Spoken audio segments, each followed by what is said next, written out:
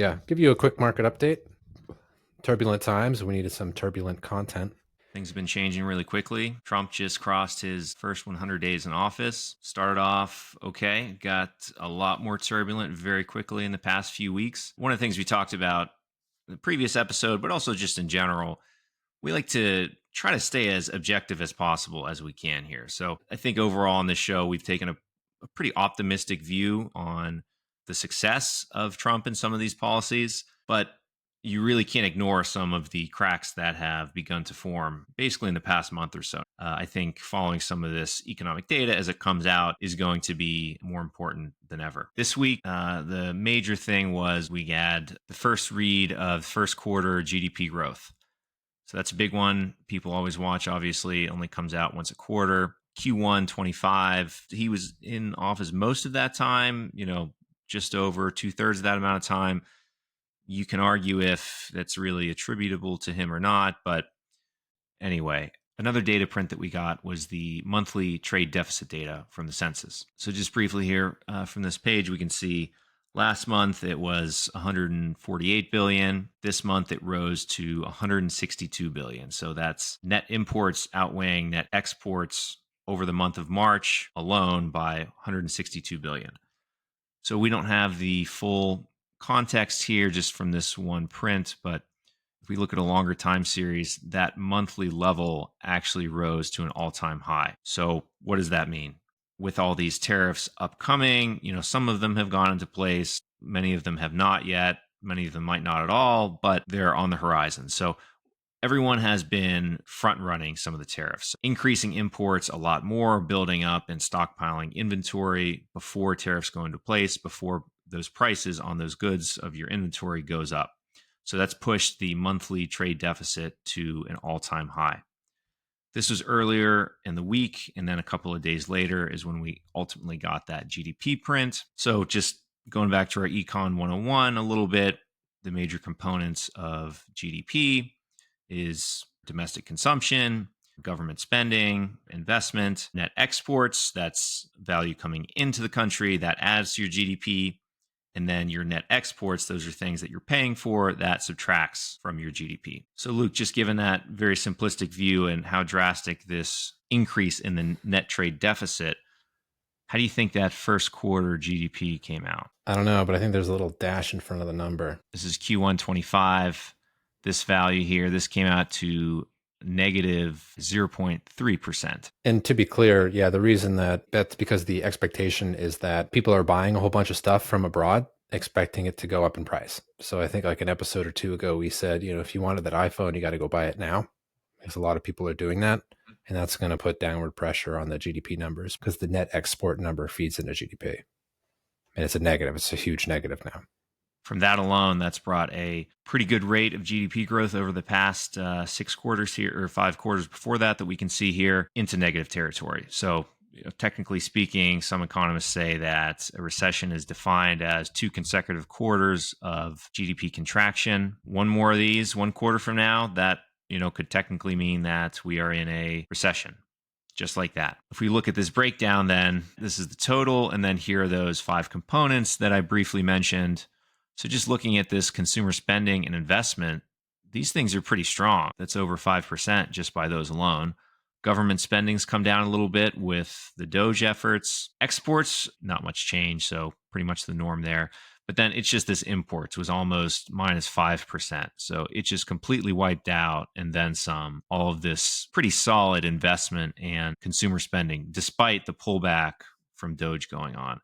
But it's this imports number that just completely trashed everything. So you have to take things with a grain of salt a little bit, but it also does seem clear to me, like we were talking about before, how much of this is attributable to Trump seems pretty clearly attributable. So if that filters through to depressed real activity within the consumer spending and investment areas over the coming quarter, that would really be a pretty strong condemnation of Trump's policy so far, if that is to be borne out over the coming quarter. Also this week, we got our March PCE indicator. So this is the alternative inflation measure to CPI that we frequently talk about. This is the Fed's preferred measure. So people place a little bit of extra weight on it. This time, nothing too surprising. So this is also for March, and we talked about the March CPI print a couple of weeks back whenever that came out. Effectively, this kind of told the same story, both on a core and headline rates. Both of these measures fell. And in fact, I believe that core measure also has fallen to a post-inflation low as well. So this is one of the things that, again, would be seen as cause for hopefulness in the battle against inflation, but there's really no positive takeaways from this overall. And in fact, if we look at the decomposition of the PCE number as well, we saw a lot of the downward pressure coming from gasoline at the bottom there. So the cost of energy, Trump has been heavily emphasizing drill, baby, drill. The expansion of U.S. production of oil seems to be having some impact. But similarly, you look at this one at the top, motor vehicles and parts. This is generally seen to be the same observation that we saw before. People are front running some of these tariffs. And in fact, even last week, whenever we talked about this, or maybe it was 2 weeks ago now, in a different economic measure, the March retail sales number as well was completely overwhelmed by people buying cars. If this car component was not here, inflation would have been even lower on the GDP number. If those imports didn't rise so drastically, GDP growth would have been pretty positive as well. We're seeing some pretty clear negative impacts in the data already, which I think are, directly attributable to some of these new policies. Yeah, I'm in that number. We bought a second car. Oh, Yeah, so in Q1, yeah. we had to. It's real. Had some people moving around. Yeah. Last piece of data this week, maybe not quite as exciting. So we also had manufacturing indices. So just in general, this is a measure of manufacturing activity within the economy. It's measured as this index value that it's normalized to. It's centered around the number 50. So any number above 50 corresponds to an expansion in manufacturing activity, and anything below 50 is a contraction. The manufacturing PMI for April that just came out, back in March, we were at 49, so we were already in contractionary territory. This month, we fell even further. Also, not a very good sign for some of the stated intentions of these policies to bring back manufacturing. This isn't painting a great picture, but it's still quite early. We'll see what happens. We're actually getting the April jobs report tomorrow morning. We're recording this on Thursday. It comes out the first Friday of every month. So maybe I'll overlay that in after the fact. But there's also an explicit manufacturing jobs count that they publish as well. Previous month, that increased by 10,000, and that's effectively like the unit in which they measure these things. So it was about as close to zero as you can get. Trump took that as like a major victory at the time. He had a big chart by the Oval Office saying plus 10,000 jobs. If that's also going in the direction of these manufacturing PMIs, that's also going to be something that he's really not going to be happy about, and just going to make it more and more difficult to continue supporting some of these measures that he's been taking. And then just for a little more context, there's a few different institutions that create similar measures of these manufacturing indices. S&P also released theirs on the same day. Theirs was right about flat, but also declining slightly. But just also for some longer term context here, this has been pretty negative over the past few years now, actually. So, there's a bounce back from COVID, but the manufacturing sector has been definitely struggling for years now. We'll see if Trump can turn this around. Thank you, Joe. Economic data of the week.